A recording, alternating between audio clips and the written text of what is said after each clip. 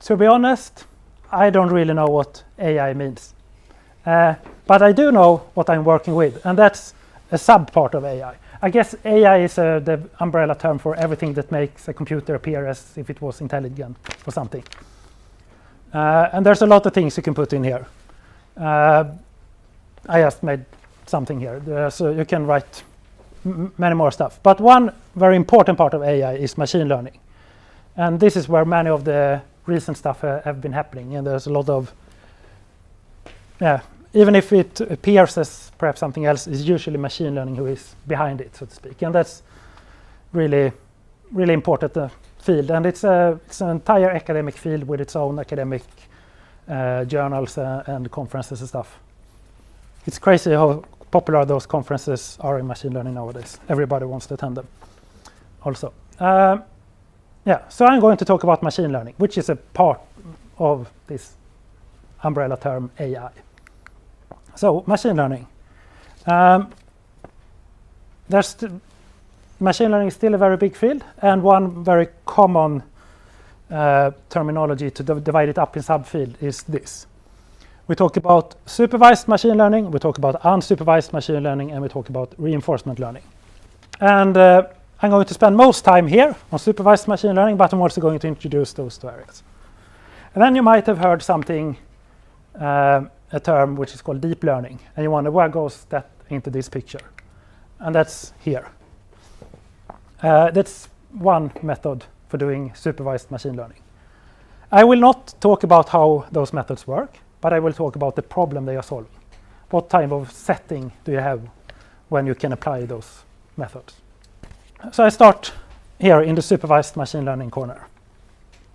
So supervised machine learning. Supervised or övervakad maskininlärning in Swedish is, I guess, is the translation. But the English term is much more common even in Swedish. So what is that? I will start with a very silly example just to try to convey my intuition to you about what this is about. So here is an axis where I will, along this axis is different amount of sugar consumption per capita, or average sugar consumption of a person.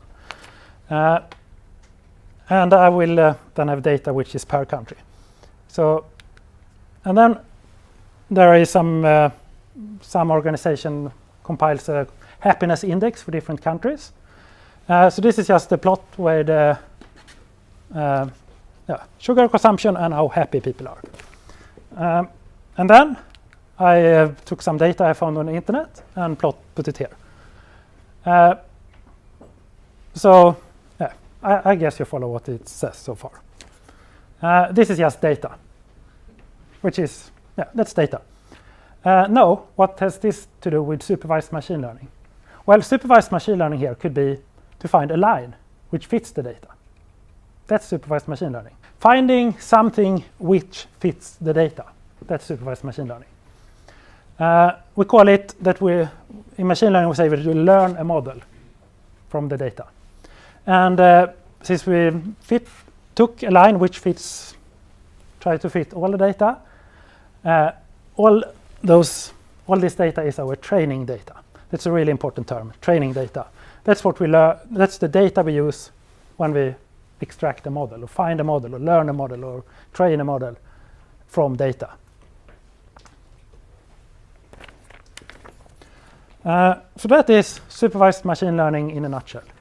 There are different things you can use models for. This straight line. So this straight line is the model in this case. You can emphasize you want to understand the relationships. Then there's what I call a descriptive model. That's the focus of traditional statistics. But you can also use it to anticipate what will or would happen.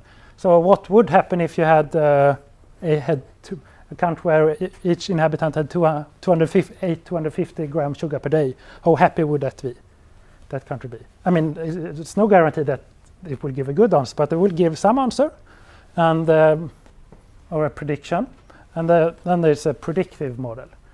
Or you can even use it to say, but if I want to have a super, super happy country, how much sugar should I feed the people with? And then this will give an answer to that. The answer might be rubbish, of course, but it will give an answer. And in machine learning, the focus is more on those two things, to make predictions from data, to start with data, find a model, and use that for having predictions, or even tell you what to do, how to behave in a prescriptive way in order to reach your goals. Of course, this was a silly example. I guess this is of interest to very few people, but I mean, commercial interest at least. So let's forget about the sugar and the happiness, and let's also forget about the straight line. Instead, you could think of having on this axis the input, as we call it, or features, but let's stick with inputs. It's a simple term. The input could be different types of products, or the season, or the price, or something, and the output could be the consumer demand. So then you could say, but if I and then we replace the straight line with some more complicated model than a straight line. So on this axis, the input to the model would be different types of products, how well something sold yesterday, the weather, or something you think is relevant for the problem. And the output, which you use the model to predict, would be how the consumer demand would be for that product, given the season and whatever you have, the price or something. But it's still the very same setting. It's a much more flexible model you would probably have to use than a straight line, but you still learn a model from training data, even in this case. You would have to have a lot of data where you know the input, what product we're talking about, the price of it, the season, or whatever you think it should be on this axis. And then you need to have a lot of data which tells what the consumer demand was at those instances.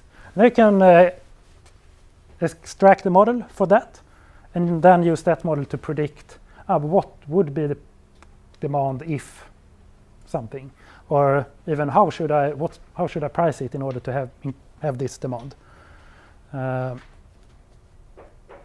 But it's still the very same concept. We have some input, the model has some input, the model has some output, and then it's a matter of and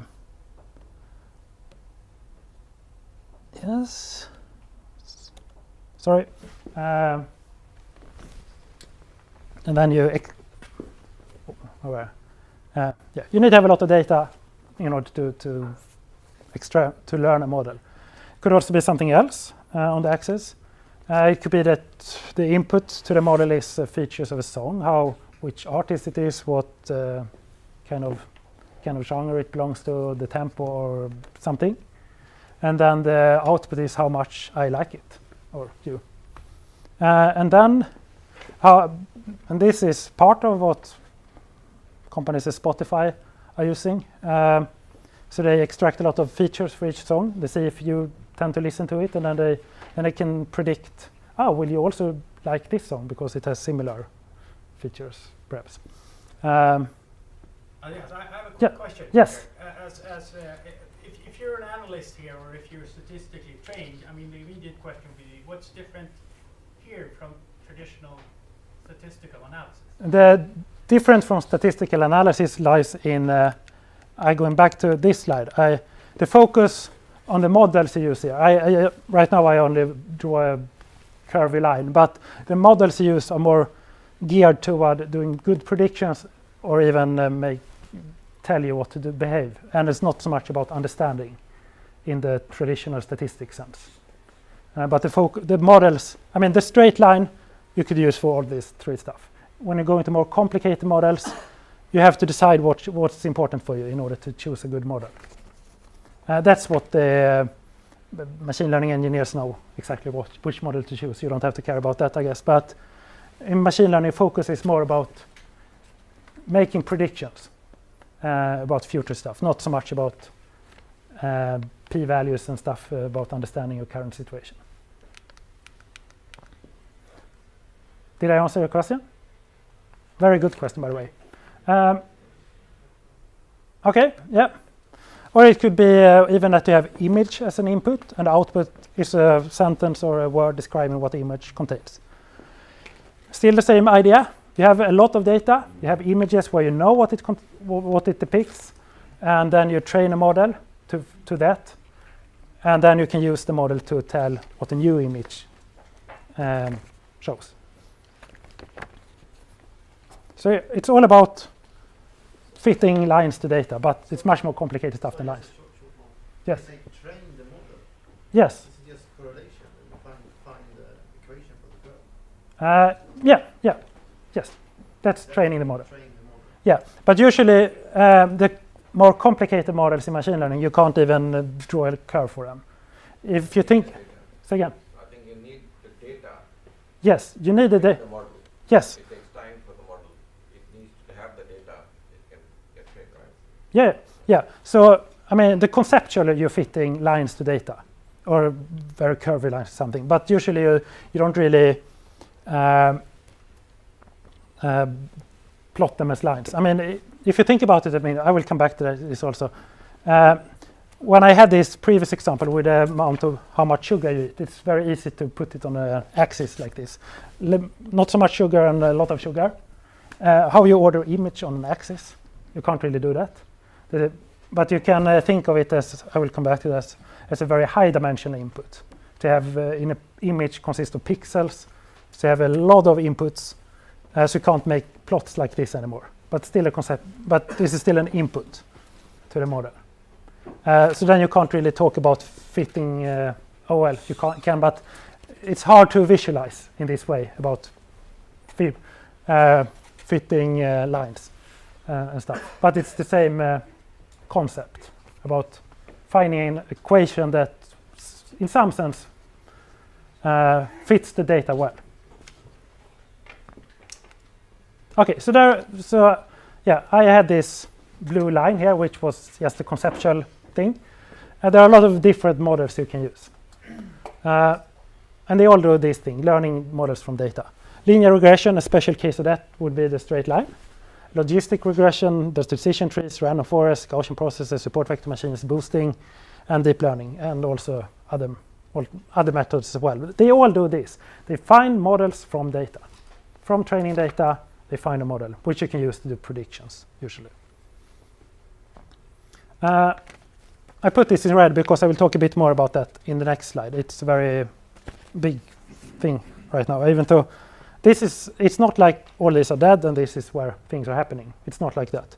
Gaussian processes are a very up-and-coming thing in research, but it's for instances. So there's a lot of different methods which are of interest here.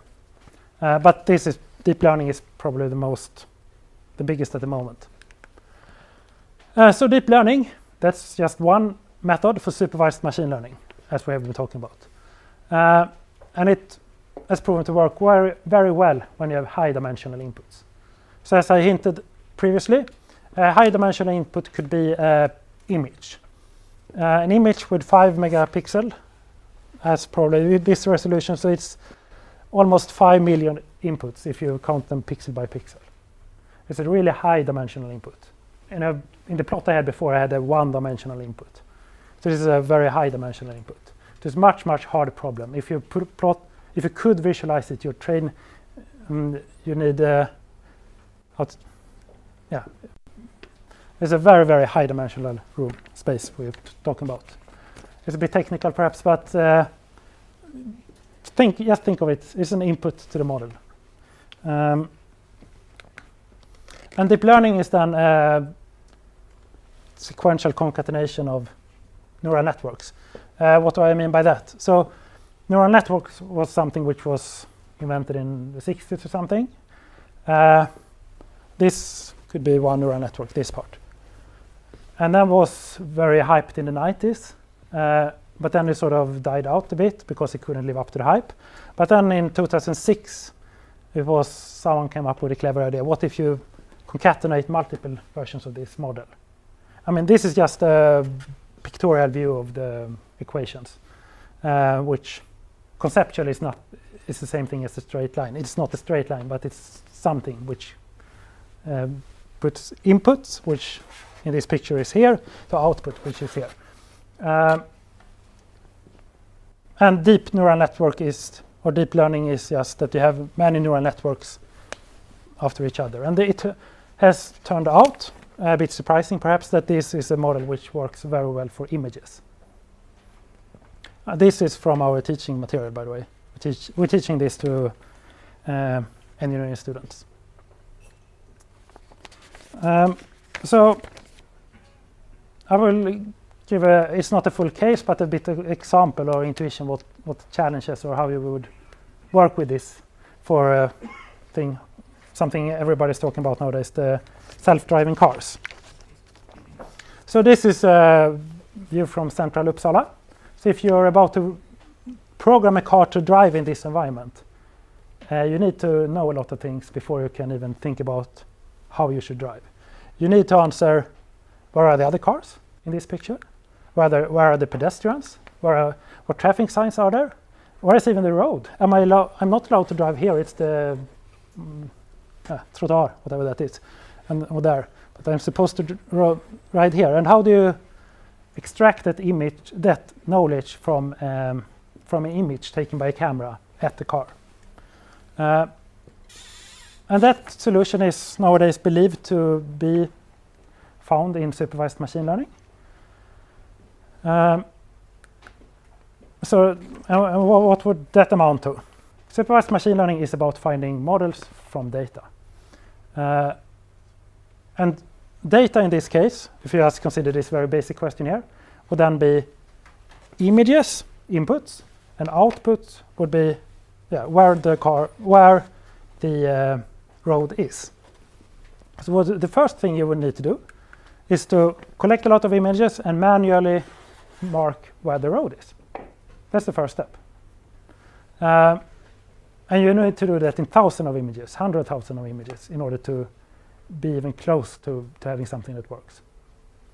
And this is what the company I'm part-time working for also is working with, facilitating those such things for machine learning applications to do this in an efficient way. But basically, you have to manually collect a lot of images and mark where the road is so the model can learn that from data. There's no magic going on here. It's just about repeating behavior seen in data. So the first thing you would do is to do this with 100,000 of images. Then you train a model or learn a model. It's probably a deep learning model from this data. Compared to how long time this takes, this is nothing probably. I mean, there's some work with that, but this is where the real where the challenge is, I guess, in terms of work hours. And then you evaluate it and see if it looks good. And then perhaps you realize, we had only had photos from summer. There were no snow in the images, and we were driving in winter.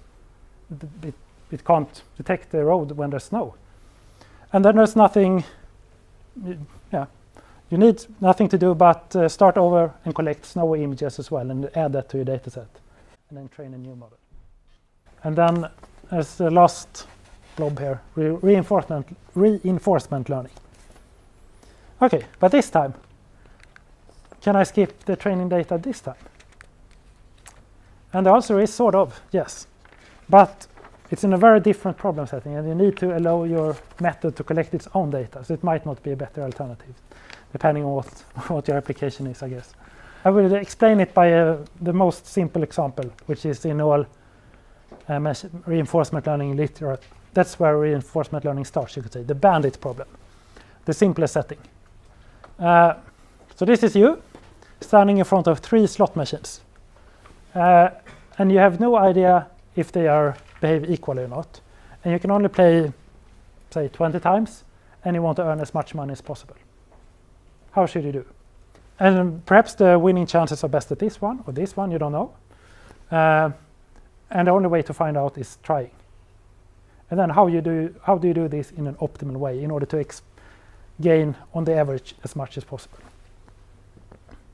You will probably lose, but I mean, apart from that fact, perhaps this is the idealized setting of reinforcement learning. And what's the key here that makes it a reinforcement learning problem? Well, there's a clearly defined set of possible actions. There are 3 levers which you can play. Yeah, I don't know what to say. Yeah, use. So there's only 3 different things you can do, and you have a very clear reward. You want to have as much money as possible. So this is the key that makes this a reinforcement learning problem. So if you have a very clearly defined set of things you can do, you know what you want. You can measure that. You have a metric for that somehow, and you can. And of course, you must also allow your method to try out all combinations. There's nothing forbidden, and you can. You're ready. You're prepared that. You have to allow the method to do the exploration here that's needed. You have to allow the method to play. You can't. It's sort of obvious, I guess, in this case. But and what will happen then if you run a reinforcement learning method is that it will make experiments basically by playing on them, and then depending on how much money you get back, it will decide to stay using that machine again or try another one and see if that one is better. That's what reinforcement learning is doing. Of course, you can use this to more than just slot machines. There's applications in network routing. So if you want to deliver a package through a network, it could be an electronic network or something else, I guess. But you want to deliver a package through a network as fast as possible, and you don't know, and there's different routes you can take through the network, and you don't know how fast each node is, but you have to explore that somehow. Then you can use reinforcement learning for making decisions on making decisions on how you should try different paths you should try through the network and decide on whether you should continue on that or not, or try another path. You can also use it for designing clinical trials, for financial portfolio design. So it means, should I buy this thing or not? Then you try and see, did I make money or not? And depending on that result, it will continue to buy money or not in an optimal way. If you want to make autonomous systems, this is also, of course, important stuff. Things that behaves really autonomously. That was the 3 areas of machine learning. And just a very quick reminder of what they were. The supervised machine learning learns input-output relationships from data. It finds a model which describes how output behaves depending on inputs, and you can use that to predict what will happen for future inputs, like a new image, for example. What does this new image show? Unsupervised machine learning finds similarities across data. And reinforcement learning explores which actions are best to take in order to optimize some clearly defined reward. That's about what I was going to say.